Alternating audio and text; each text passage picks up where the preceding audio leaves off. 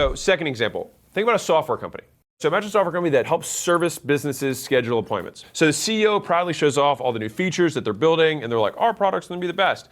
And he's like, no one can match us. But looking at their numbers shows something very different, right? So people who try their product love it, and customers stay a long time. The product works great, but they're still not growing. So what's the real problem? Is it demand constrained or is it supply constrained?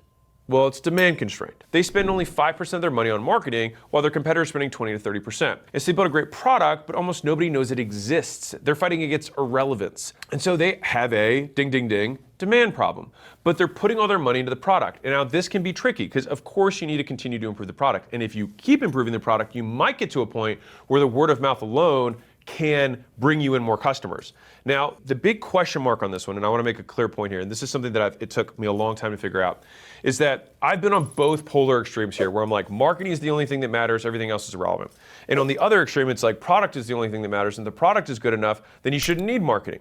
The asterisk is, you need to have a product that the customers of that product have high surface area exposure to other people that could use that product. So let me explain. Facebook, for example, is for people.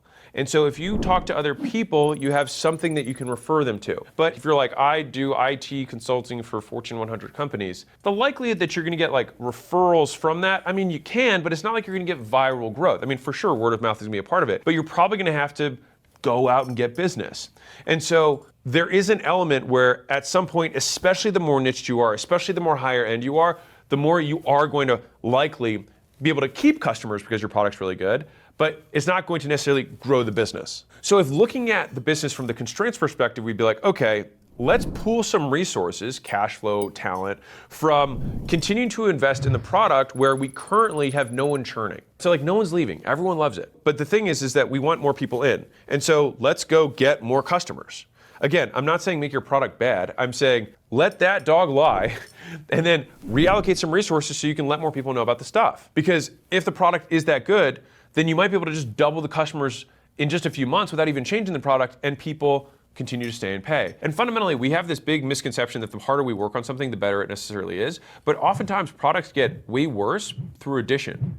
And so oftentimes you can improve a product a lot by just deleting things. And from a service perspective, you have a service business, just letting the team work, right? Because the constant change oftentimes actually erodes the product quality and the service quality more than the incremental improvement that you think this new change is going to create. And so some of the best years of different businesses that I've owned have been when I'm like not super involved with it, because of like, hey, I've already done the thing. Let them just keep getting better at sales. Let the team get better at onboarding. Let the team get better at customer success, and just don't mess with it.